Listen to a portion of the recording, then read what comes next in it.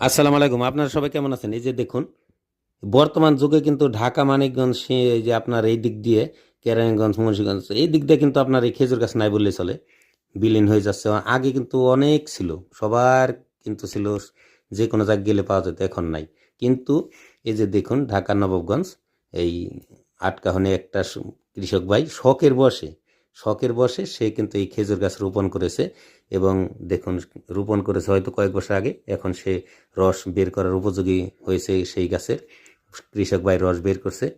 দেখুন মাশাল্লাহ, আল্লাহ তাল্লাহ কতভাবে আমাদের রিজিক লিখে রেখেছেন। দেখুন এই যে রস, মাশাল্লাহ মাশাল্লাহ। ভিডিওটি একটা শেয়ার দিয়ে দিবেন। এবং যারা যারা আমার এই চ্যানেলে সাবস্ক্রাইব করেন নাই, সাবস্ক্রাইব করে রাখবেন। এবং যারা পেজ থেকে দেখতেছেন তারা ফলো দিয়ে রাখবেন। এই যে দেখুন, মৌমাছি মধু নিচ্ছে এখান থেকে। মাশাল্লাহ।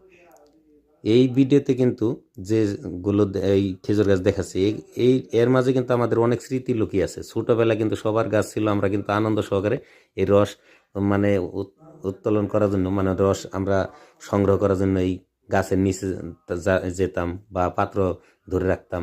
দেখুন এই যে বাচ্চা যেরকম করতেছে। মাশাআল্লাহ। ভিডিওটা একটা শেয়ার দিয়ে দেবেন। সবাইকে ধন্যবাদ।